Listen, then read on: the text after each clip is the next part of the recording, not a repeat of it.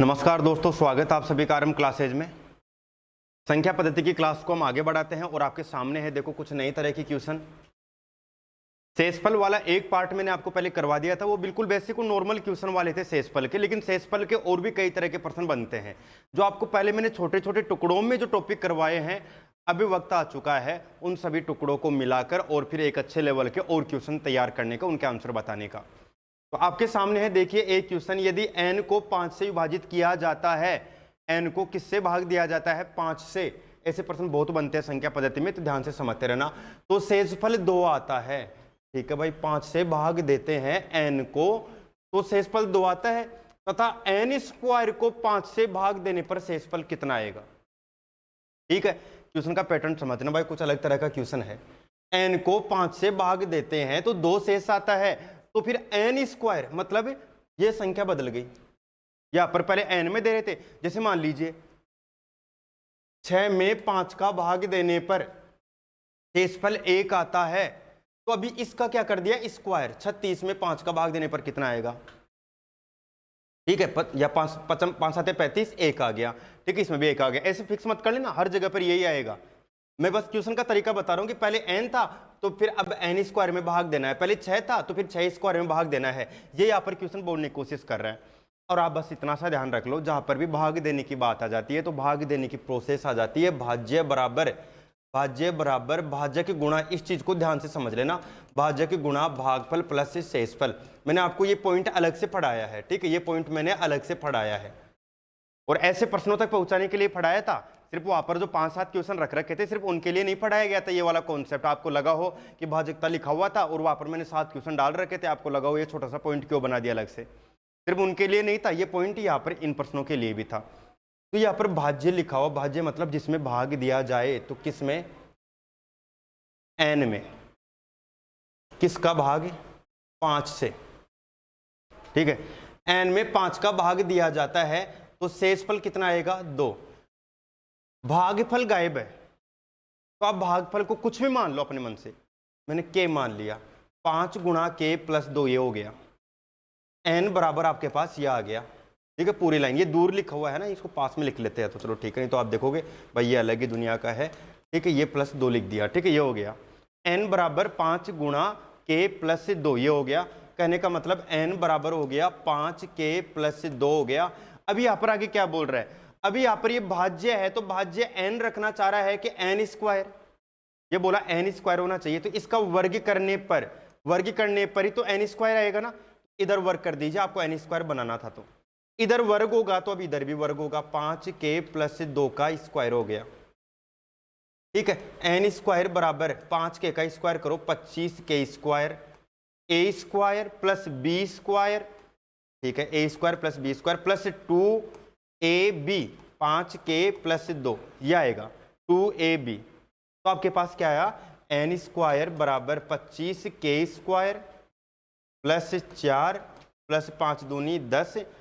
ठीक है, 5 दूनी 10, 10 दूनी 20, 20 के आ गया। ठीक है, अब क्या करेंगे अपन, देखना ये k वाले है ना, k वालों को एक साथ लिख लो आप। ध्यान देना, बस काम की चीज अभी है। n स्क्वायर बराबर 25k स्क्वायर और प्लस 20k को तो लिख लो अलग और प्लस 4 ये लिख दो। अब इसमें एक काम करो, आपको भाग किसका दिलवाना है? 5 का भाग दिलाना है ना। तो देखो क्या आता है, भाज्य, सुनते रहना सभी, भाज्य बराबर भाजक आना चाहिए अब। ठीक है, तो भाजक देखो आपको इनमें से भाजक कितना चाहिए? 5 चाहिए, तो इस 4 को तो अलग रहने दो और ये k वाले है ना, इनमें से आप कॉमन लो।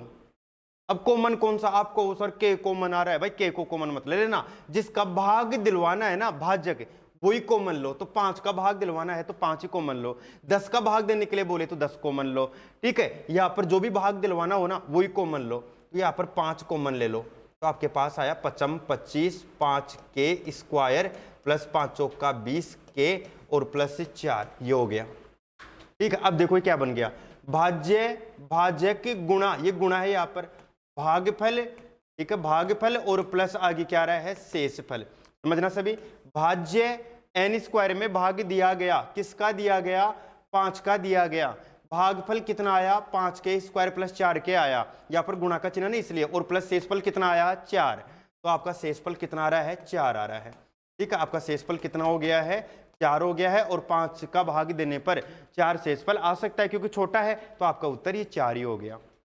चीज को वापस समझना, आपको बस ये चीज याद रखनी है, भाज्य बराबर भाजक गुणा भागफल प्लस शेषफल याद रखना है। भाज्य की जगह पर n, भाजक की जगह पर 5 और गुणा भागफल की जगह पर k मान लिया, और प्लस शेषफल आपको दे रखा है। ये ना देखे रखे तो आप अपने हिसाब से k l m n o p p q कुछ ही मान सकते हो ना। n स्क्वायर कर दिया, स्क्वायर किया, इधर भी स्क्वायर हो गया तो a प्लस बी स्क्वायर का फॉर्मूला लग गया। बीजगणितीय संक्रिया में पढ़ रखा था। ठीक है, आपके पास ये बन गया, के को एक पास में ले लो, पास में लेने पर जिसका भी भाग देना हो यहाँ पर वही कॉमन ले लो, अंदर बच गया वो भागफल। भाज्य बराबर भाजक गुणा भागफल प्लस ये बच गया शेषफल। शेषफल कितना आ गया, 4 आ गया।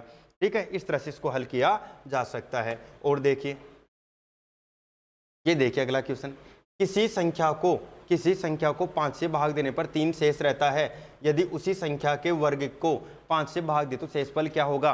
सेम क्वेश्चन है, करके देख लो, सेम क्वेश्चन है, करके देख लीजिए, आप कोशिश कर लीजिए और भी अच्छा समझ में आ जाएगा।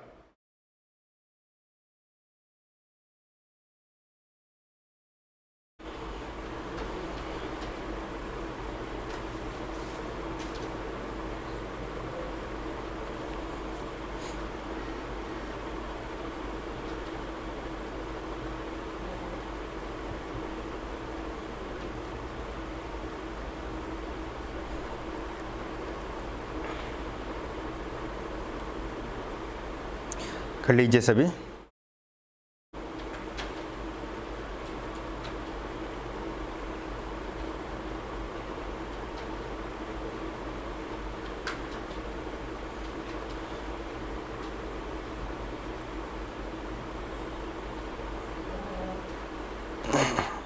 ओके, ठीक है, तो मैं बता देता हूँ ना, मैं बता देता हूँ इसको भी। किसी संख्या को 5 से भाग देने पर, किसी संख्या को 5 से भाग देने पर 3 शेष रहता है। आपको नहीं पता किस में भाग दिया जाएगा। ठीक है, अब यदि उसी, देखो अब कोई सी भी संख्या मान लो, x मान लो, x में भाग दे रहे हैं तो ये तो क्या हो गया, भाज्य। भाज्य बराबर आगे क्या आएगा, भाजक। किसका भाग दिया गया, 5 का भाग दिया गया। किसी संख्या में 5 का भाग देने पर, अब देखो भाजक गुणा आगे क्या आएगा, भागफल। भागफल के बाद में क्या आएगा, शेषफल। तो भागफल की जगह पर लिख दो, 5 से भाग देने पर 5 भाजक आ गया, भागफल की जगह पर k लिख लो, और प्लस शेषफल की जगह पर 3 लिख दो। समझ में आ गया होगा। भाज्य नहीं दिया हुआ था तो भाज्य लिख लिया, पिछले में तो n दिया हुआ था, न दे तो आप x मान लेना। ठीक है, और यहाँ पर 5 भाजक हो गया और भागफल को k मान लिया, शेषफल 3 हो गया। अभी बोला इसका स्क्वायर, ठीक है, उस संख्या के वर्ग को स्क्वायर कर दो, इधर भी स्क्वायर कर दो। ठीक है, स्क्वायर करके इसे खोल दो। ये देखो मैं लिखता जा रहा हूँ, a square plus b square plus 2ab, तो 5 15 दूनी 30 के। ठीक है, 2ab मतलब 30 के हो जाएगा, करके देख लेना आप, है ना। मैं पूरा लिख के यहाँ पर नहीं बताने वाला, क्योंकि आपको मैंने पहले बीजगणितीय संक्रिया बहुत अच्छे से पढ़ा दी है। अब के को एक पास में ले लो, 25 के स्क्वायर प्लस 30 के। ठीक है, ये तो हो गया अलग, और प्लस 9 अलग ले लो। इसमें भाग किसका दिलाना चाहते हो आप, 5 का, 5 अलग आ गया, 5 25, 5 6 की 30 प्लस 9 आ गया। भाज्य बराबर भाजक गुणा भागफल प्लस शेषफल हो गया। शेषफल कितना आ गया, 9। भाग किसका दे रहे हैं, 5 का, तो क्या 5 का भाग देने पर 9 शेष आ सकता है क्या, 5 का भाग और लगेगा, 5 एकम 5, तो आपका उत्तर कितना आ जाएगा, 4 आ जाएगा। ठीक है, आपका शेषफल 9 नहीं आएगा, आपका शेषफल कितना आएगा, 4 आएगा, क्योंकि जब 5 का भाग दे रहे हैं ना तो यहाँ पर 9 नहीं आ सकता, है ना, इस 9 में भाग और लगेगा, तो यहाँ पर शेषफल कितना आएगा, 4 आएगा, क्योंकि 9 5 से बड़ा आ गया। 5 या 5 से बड़ा नहीं आ सकता कभी भी शेषफल, ये आपको पहले भी मैं शेषफल वाले चैप्टर में बता चुका हूँ। ठीक है, क्लियर हो गया होगा अब तो। और आगे बढ़ लेते हैं, और भी क्वेश्चन करके देख लेते हैं इसी तरह के। ये देखो एक और शानदार क्वेश्चन आपके सामने। ठीक है, आपको नहीं आएगा, मैं सोल्व करके आपको बता देता हूँ। किसी पूर्ण संख्या n को, क्वेश्चन पहले अच्छे से पढ़ लीजिए। ठीक है, क्वेश्चन अच्छे से पढ़िए एक बार। किसी पूर्ण संख्या n को 4 से भाग देने पर, भाई किस में भाग दे रहे हैं, n में, किसका, 4 का, शेषफल कितना आ रहा है, 3। इसी प्रकार भागफल को, अब की बार क्या बोला है, भागफल को 3 से भाग देने पर शेषफल 2 प्राप्त होता है। यदि संख्या n को 6 से भाग दिया जाए तो शेषफल क्या होगा। लो भाई बड़ा डरावना सा क्वेश्चन लग रहा है, पता नहीं क्या क्या लिख दिया। अब देखते देखते इसका सॉल्यूशन कितना डरावना होगा ये अभी चेक कर लेते हैं अपन।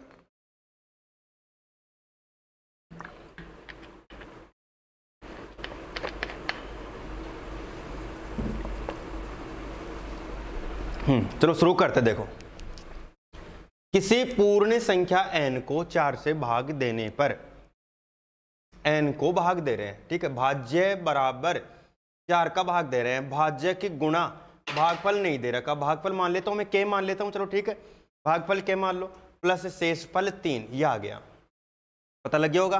भाज्य बराबर भाज्य गुणा भागफल प्लस शेषफल लिख लिया।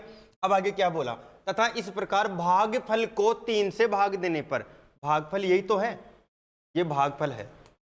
अब क्या बोल रहा है, भागफल में 3 का भाग दो, तो भागफल तो क्या हो गया, भाज्य के में जिसमें भाग देते हैं ना वो इधर आता है हमेशा, के में किसका भाग देने पर, 3 से भाग देने पर, भाज्य बराबर भाज्य की गुणा, अब भागफल यहां पर नहीं है तो भागफल कुछ मान लो, क्यों मान लो अब की बार, ठीक है, के मत मानो, टी मान लो, कुछ मान लो, ठीक है, इसका भागफल अलग है, इसका भागफल अलग लिख लिया मैंने, और प्लस आगे क्या आया, शेषफल आ गया। देखो इसमें भाग देने के लिए बोला तो मैंने वापस से भाज्य तो इसे मान लिया, और ये 3 का भाग देने के लिए बोला, भागफल इसे मान लिया, शेषफल ये आ गया, हो गया। अब क्या करेंगे, देखो यदि संख्या n को इसमें 6 का भाग देंगे तो आप पहले एक काम कर लो, ये k है ना, k का मान यहाँ पे रख दो, ठीक है, मान रखा दो, n बराबर, क्योंकि n में भाग देना तो n वापस आ गया, देखो ये वाली लाइन आ गई, और 4 गुणा k की जगह पर 3t प्लस 2, और प्लस आगे क्या रहा है, 3 आ रहा है, तो n बराबर आपके पास आ गया 4t 12t प्लस 4 दूनी 8, और प्लस कितना आ गया, 3 आ गया, ठीक है, और आगे हल कर लेते हैं, ठीक है, 4t 12t और 4 दूनी 8 और आगे 3 आ गया, n बराबर, ठीक है, अभी यहाँ पर 12t तो ये हो गया, और प्लस 8 3 कितना हो गया, 11 हो गया। भाग किसका देना है भाई, 6 का भाग देना है ना, तो 6 का टुकड़ा कर लो, n बराबर 6 दूनी 12, ठीक है, 2t और प्लस कितना आ गया, 11 आ गया। भाज्य बराबर भाजक, भाजक मतलब किसका भाग लग रहा है, 6 का, ठीक है, 6 का भाग दे दिया, भागफल ये हो गया, शेषफल ये हो गया। क्या 6 का भाग देने पर शेषफल कभी 11 आ सकता है क्या, आप कहोगे 11 एकम 11 है ना, सॉरी 11 एकम 11 थोड़ी, यहाँ पर 11 मान लो शेषफल आ गया आपके पास, तो 6 का भाग दे रहे तो 11 शेष आ ही नहीं सकता। आप क्या करोगे, 6 एकम 6, तो आपके पास शेषफल कितना आएगा, 5, मतलब 11 में 6 का भाग और लग जाएगा, ठीक है, तो 6 एकम 6 ऊपर बच गया 5, तो आपका शेषफल कितना आ गया, 5 आ गया, ठीक है, आपका शेषफल कितना है, 5, देख लीजिए ऑप्शन मिल गया होगा, डी ऑप्शन मिल गया, ये उत्तर आ जाएगा।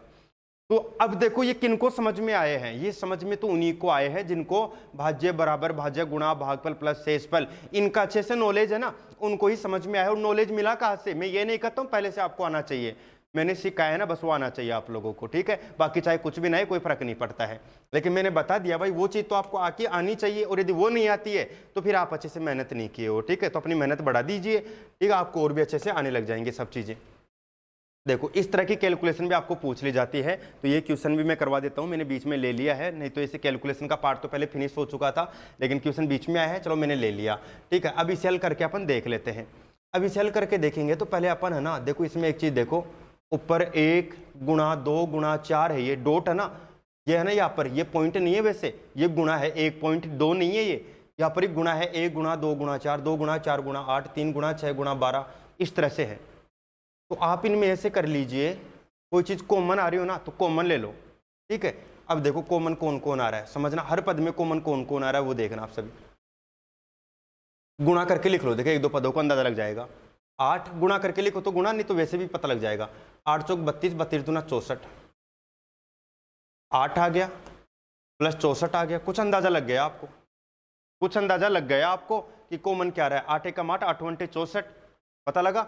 अब आगे है ना, ऐसे आपको गुणा करके लिखने की जरूरत नहीं है, आप वैसे पता कर लो, देखिए 8 कॉमन आ रहा है क्या, इसमें 8 का भाग देके देख लीजिए, यदि पूरा चला जाता है ना तो 8 कॉमन आ रहा है, तो देखो यहाँ पर क्या है, 4 3 12, 4 दूनी 8, द्वितीय में चलो भाई पूरा जा रहा है, ठीक है, तो इसमें भी 8 कॉमन आ रहा है, ठीक है, इसे पूरा गुणा करने की जरूरत नहीं है भाई, करने को तो कौन सा टाइम लगेगा, लेकिन फिर भी आप याद रखना पूरा गुणा करने की जरूरत नहीं है। और नीचे वाले पद में देखे क्या कॉमन आ रहा है, देखो इसमें 3 कॉमन आ रहा है, 9 कॉमन आ रहा है, इसमें 3 दूनी 6, 9 दूनी 18, 3 9 इसमें भी आ रहा है, 3 और 9 इसमें भी आ रहा है भाई, सब में 3 9 3 9 3 9 ऐसे कॉमन आ रहा है, ठीक है।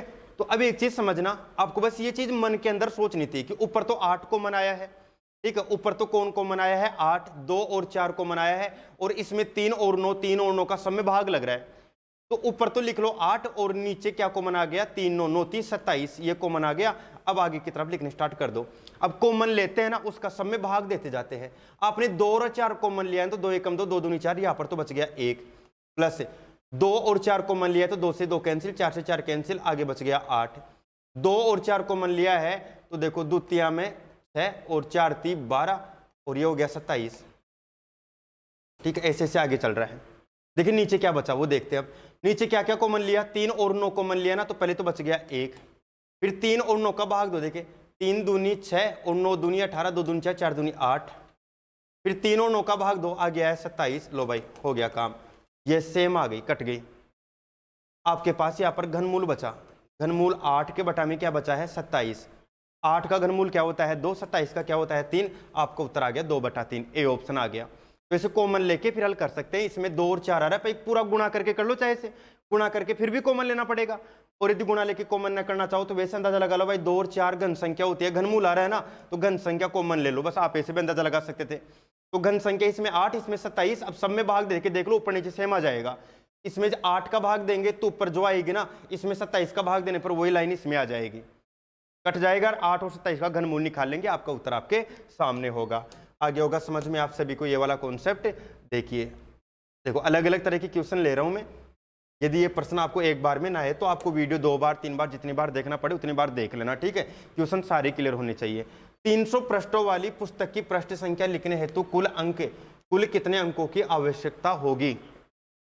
अभी यहाँ पर लिखा तो 300 है, ध्यान रखना, लिखा तो 300 है, एग्जाम में कुछ भी आ सकता है। मैं सिर्फ एक ही क्वेश्चन करके बताऊंगा भाई, ऐसा नहीं है कि मैं यहाँ पर 10 15 20 क्वेश्चन ले लेके एक एक क्वेश्चन के लिए बैठा हूँ।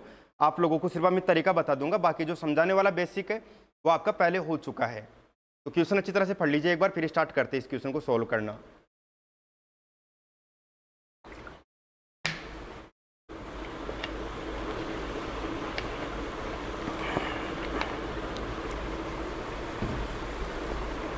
ओके, पढ़ लिया होगा क्वेश्चन आप सभी ने। अब मैं बताता हूं, देखो 300 पृष्ठों वाली पुस्तक की पृष्ठ संख्या लिखने हेतु कुल कितने अंकों की आवश्यकता होगी। इसके लिए आप लोगों का माइंड भी बहुत अच्छे से अब ओपन होना चाहिए और पुरानी चीजें क्लियर होनी चाहिए, ठीक है। देखो कैसे, 1 2 3, 300 पृष्ठ वाली कोई किताब है तो उसके हर पृष्ठ पर ऐसे लिखा मिलेगा ना, पहले पर 1, दूसरे पर 2, 3, फिर 4, ऐसे लिखा मिलेगा, 5 6 7 8 9 10, ऐसे तो मिलेगी ना गिनती, ठीक है। फिर आगे कैसे मिलेगी 11 12, आपको एग्जाम में से लिख के नहीं बताना, आपको तो अंदाजा लगाना है, बस ये तो मैं आपको समझाने के लिए लिख रहा हूँ। 16 17 18 19 20, फिर ऐसे लिखा मिलेगा। फिर आगे 20 के बाद में पृष्ठ कौन सा लिखा मिलता है आपका बुक में, 21। बीच में गायब थोड़ी होता है, कोई सा नहीं होता भाई, लगातार आते हैं ना। यदि गायब हो गया ना तो फिर किताब वाले ने गलती कर दी है। अपन यही मानते हैं कि एक पृष्ठ यहाँ पर छोड़ दिया बुक वाले ने, नहीं तो गलती नहीं होनी चाहिए, बिल्कुल लगातार चलते हैं। तो 22 23, अब मैं डैश लगा देता हूँ, मतलब समझ गए होंगे आप, ठीक है। यहाँ पर 29 और यहाँ पर 30 हो गया, ठीक है। फिर यहाँ पर हो गया 31 32, डैश लगा देता हूँ, आप समझ जाओगे, 39, और फिर ये आ गया 40, ठीक है। फिर 41, ठीक है, डैश लगा रहा हूँ, 50, ठीक है। आगे देखो, आगे क्या आएगा, 51 60 61, और यहाँ तक क्या आ जाएगा 70, ठीक है। ऐसे चलते जाओ, ठीक है। और यहाँ पर देखो क्या आएगा 91, और यहाँ पर क्या आ जाएगा 100। तो पहले तो 100 तक देख लेते हैं अपन, ठीक है, अपन 100 तक देख लेते हैं। यहाँ पर बोल रहा है 300 पृष्ठ वाली पुस्तक की पृष्ठ संख्या लिखने हेतु कुल कितने अंकों की आवश्यकता होगी। आपको अंकों की आवश्यकता पूछ रहा है। मैंने यहाँ पर ये लिखा है ना, मैंने अभी क्वेश्चन थोड़ा सा अलग पढ़ लिया था। कुछ क्वेश्चन ऐसे भी आते हैं, इनके अंकों का योग बताइए। यहाँ पर तो सिर्फ ये पूछ रहा है कुल कितने अंकों की आवश्यकता होगी, तो आपको अंक बताने हैं गिन गिन के। तो अंक तो आप ऐसे लिखने की जरूरत ही नहीं पड़ेगी ना, मैंने ये गलत लिख दिया यहाँ पर, आपको इतना लिखने की जरूरत नहीं पड़ेगी, लेकिन फिर भी समझ लेंगे अब लिख लिया है तो। लेकिन ध्यान देना, आपको क्वेश्चन ऐसे भी मिल सकता है, इसमें अंकों का योग कितना होगा। तो मैं आपको थोड़ी सी हिंट दे देता हूं, जब लिख ही लिया है तो ये अंक आ रहे 1 से लेकर 10, तो आप 9 तक का योग कर लो, ठीक है, 9 तक का योग कर लो। अब 1 से 9 1 से 9 1 से 9 1 से 9 1 से 9, कितनी लाइनों में आए 10 लाइनों में, तो जो भी आए ना 1 से 9 तक का योग उसको 10 से गुणा कर दो। ठीक है, ये तो पूरा हो गया। फिर अब आगे देखो, अब ऐसे लाइन चलेगी, देखो 1 2 3 4 5 6 7 8 9, एक लाइन तो ये तो आएगी ना, ये लाइन ये तो कट गई। अब बचा क्या, 1 2 3 4 5 6 7 8 9, कितनी लाइन आएगी, वापस से आपकी 10 लाइन आएंगी। ठीक है, 1 से 9 1 से 9 1 से 9, ये भी तो 1 से 9 आ रही है ना। ठीक है, 90 तक यहाँ तक आ गया और ये यहाँ से यहाँ तक आ गया। ठीक है, तो अब इनका योग करेंगे तो वापस वो योग आ गया, दोनों को जोड़ देंगे। फिर आगे 100 और बचा, इसमें कितना अंक आ रहा है, एक और जोड़ दो, आपका उत्तर आ जाएगा। ठीक है, ऐसे अंकों का योग निकाल सकते हैं। लेकिन आपको तो इसमें पूछा है क्या, 300 पृष्ठों वाली पुस्तक की, यदि क्वेश्चन अभी मैंने लिया होगा ना तो मैं समझा दूंगा योग करने वाला तो, लेकिन बस ध्यान रख लेना अंकों की संख्या भी पूछता है, कितने अंकों की आवश्यकता होगी, और अंकों का योग भी पूछता है। तो पहले मैं बता देता हूं कितने अंकों की आवश्यकता होगी, पहले मैं ये बता देता हूं अंकों का योग। मैंने थोड़ा बहुत हिंट दिया है, समझ में सबको नहीं आया होगा, बाद में समझा दूंगा। ठीक है, तो यहां पर देख लीजिए कितने अंकों की जरूरत होगी भाई, 1 से लेकर, पहले तो ये देख लीजिए पूरे 300 है, 1 से 300 है। एक अंक कितने तक आता है, 9 तक, 9 अंक तो ये हो गए, हो गया एक अंक वाले फ्री। 2 अंकों वाली कितनी आती है, 2 अंकों वाली रहती है 99 तक। 99 में कितनी संख्या हट गई, 1 से लेकर 9 तक, कितनी बची, 90 संख्या बची आपके पास 2 अंकों वाली। ठीक है, 2 अंकों वाली बची 90 संख्या। अब ध्यान देना, अब ये बताओ 3 अंकों वाली, 303 अंकों वाला है ना, 3 अंकों वाली कितनी संख्या है, 1 से लेकर 300 तक 3 अंकों वाली चाहिए। तो भाई 2 अंक कहां पर खत्म हो गए, 99 पर, 2 अंक तो 99 पर खत्म हो गए। तो 300 पूरी संख्या ना, 1 से लेकर 300, उनमें से 99 संख्या हटा दो, उनमें से 99 संख्याएं हटा देंगे। 10 में 9 गया तो 1, 9 में 9 गया तो 0, और ये 201 आ गए, 201 अंक ही हो गए। इनमें तो कितना अंक आएगा, 1 अंक आएगा, तो 9 अंक तो ये हो गए। इनमें कितना अंक आएगा, इनमें 2 अंक आएगा, तो 90 संख्याओं में 2 अंक आया, तो यहां पर कितना हो गया, 180, 2 से मल्टीप्लाई कर दिया। इसमें संख्या पूरी कितनी आ रही है, 201 आ रही है ना। 201 जो संख्या है उनमें 3 अंक है, ऐसे मत देखना 1 2 अंक है, इसमें 3 अंक है, मतलब 101 102 103 ऐसे गिनोगे ना आप 100 से लेकर 300 तक, तो पूरी 201 संख्या है 3 अंक वाली, तो सबको 3 से गुणा कर दो। ठीक है भाई, हर में 3 मिलेगा तो 3 से गुणा कर दो 201 को, तो आपके पास आया 3 एकम 3 0 3 दूनी 6। अब इनका योग कर दीजिए, आपके पास 600 और 1 700 780 780 790 792। ठीक है, 792 क्या हो गया आपके पास, कुल अंक हो गए, चाहे गिन के देख लेना, पूरे अंक 792 मिलेंगे। अंकों का योग नहीं पूछा, अंकों की संख्या पूछा है कि कितने अंकों की आवश्यकता होगी, तो 792 अंकों की आवश्यकता होगी। 0 से लेकर 9 तक अंक होते हैं ना, ऐसे अंक गिनोगे ना आप सब संख्याओं में, जैसे 125 में कितने अंकों की आवश्यकता है, 1 2 3 अंकों की आवश्यकता है। ठीक है, जैसे 147 में कितने अंकों की आवश्यकता है, 3 की आवश्यकता है। जैसे 82 में कितने अंकों की आवश्यकता है, 2 की है। टोटल अंक देखो कैसे गिनते हैं, 1 2 3 4 5 6 7 8 अंक तो ये हो गए। इस तरह से 1 से लेकर 300 तक में आप सारे अंकों को गिनोगे तो 792 अंक निकल कर आएंगे। अब तो समझ में आ गया होगा आप लोगों को। ठीक है, और एक क्वेश्चन बनता है अंकों के योग का, जो कि हम बाद में देख लेंगे। ठीक है, अब देखिए एक कॉन्सेप्ट, लास्ट कॉन्सेप्ट आपकी क्लास का मैं और करवा देता हूँ। ये देखिए, जब किसी संख्या को, बहुत आसान सा है और आपको डायरेक्ट याद रखना है। एक तरीका तो देखो, मैंने जो शेषफल वाले क्वेश्चन थे ना, उनके अंदर मैंने बताया था, एक बार क्वेश्चन ढंग से पढ़ लीजिए, एक बार क्वेश्चन अच्छे से पढ़ लीजिए। थोड़ा नीचे लिख देता हूँ, क्वेश्चन कट रहा होगा, एक बार क्वेश्चन को आप अच्छे से पढ़ लीजिए बस, और फिर मैं आपको बताता हूँ तरीका। जब किसी संख्या को 127 से भाग दिया जाए तो शेषफल 24 आता है। यदि उसी संख्या को 11 से भाग दिया जाए तो शेषफल क्या आएगा, 11 से भाग दिया जाने पर शेषफल क्या आएगा। क्वेश्चन को अच्छी तरह देख लीजिए, अभी थोड़ी देर पहले आपने किए थे शेषफल वाले क्वेश्चन, वापस से शेषफल वाला क्वेश्चन ही आया है।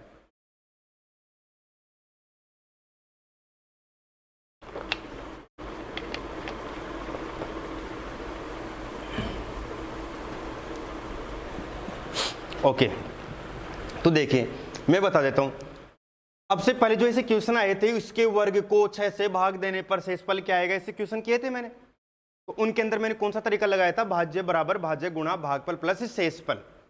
वो ही तरीका सेम यहां पर भी लग सकता है।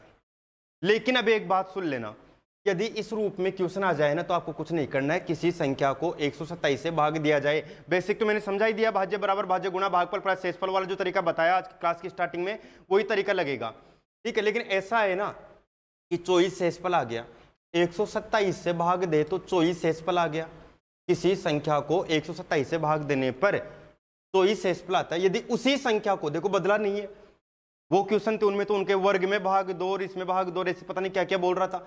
इसमें तो बोला उसी संख्या में जिसमें 127 का भाग लगा है ना, उसी संख्या में अब 11 का भाग दो तो शेषफल क्या आएगा। तो आप एक ध्यान रख लेना, एक चीज ध्यान रख लेना, ऐसे प्रश्नों में यहाँ पर 24 आया ना पहला शेषफल, यदि संख्या सेम हो ना यहाँ पर वहां पर, तो आप इसमें शेषफल 24 निकाले हो ना, तो इस 24 में ही जिसका भी भाग दिलवाए उसका भाग दे दिया करो। 11 दूनी 22, आपका शेषफल 2 आ गया, ए ऑप्शन आ गया। मतलब जो शेषफल आए ना आपके पास पहला, उसमें दूसरी ये जो संख्या के लिए बोले ना उसका भाग दे लो, आपका उत्तर आ जाएगा।